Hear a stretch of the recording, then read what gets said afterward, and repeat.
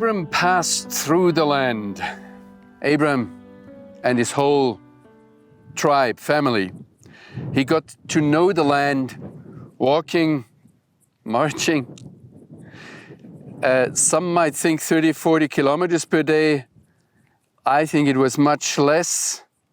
And maybe they remained at some places for longer periods of time. Just remember, they had a lot of cattle, a lot of flocks, whatever, sheep, goats, camels, and they always had to find water in this dry land.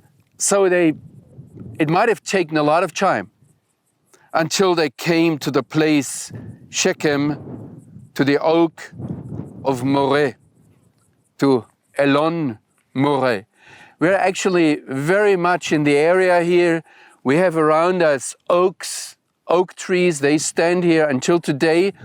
And just across the hill from where I'm standing, there is a modern Israeli settlement that is called Elon Moreh. The Canaanites were at that time in the land. Actually, if you come here and if you look around, you see a lot of non-Jewish, non-Israeli, Palestinian, they call them today, settlements or towns and little cities. In the next chapter, in Genesis 13, verse 7, it says that at that time the Canaanites and the Perizzites were dwelling in the land.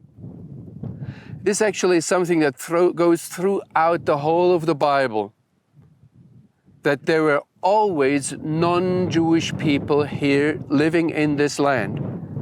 It is a Zionist myth that this land was empty, waiting for a people without a land. I just want to quote to you what Moses got as a report from the, however you call them, spies, tourists, journalists he sent out, 12 people. It says there, however, the people who dwell in the land are strong and the cities are fortified and very large. And besides, we saw that the descendants of Anak there, Amalek dwells in the land of the Negev, in the southern part.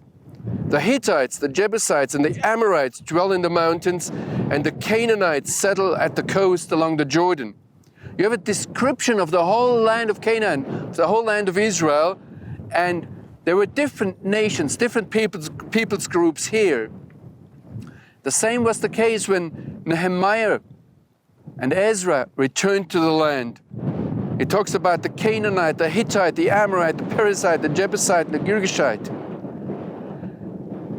And it was always the same throughout history until modern times. If I could take you now and go down into these towns and we would take away modern political propaganda and ask the people, whom we call today Palestinians, who are you? Where's your families from? You will realize that up until this very day, it's a assembly of nations that lives in this land. You feel it, that you have Africa close by, that we are here in Asia, and Europe is not far away.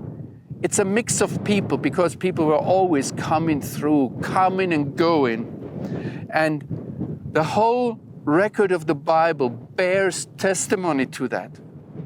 And it is a very important issue, a very important topic we have to heed to if we want to understand the biblical language, if we want to understand the message of the Bible, that this land was never meant to be, let me use this terrible term, ethnically cleansed, that there's just one people, one nation living here, one language. There were always a multitude of languages spoken here.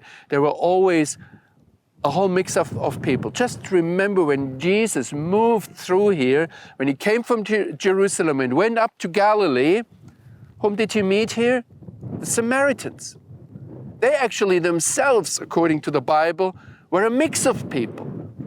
They were brought here in the time when the Assyrians took away the northern part of the kingdom of Israel. So we have to bear that in mind. And I would like to remind you that Abram's calling was to be a blessing to the other nations. So I know we are focused on a conflict. We very much ask, to whom does this land belong?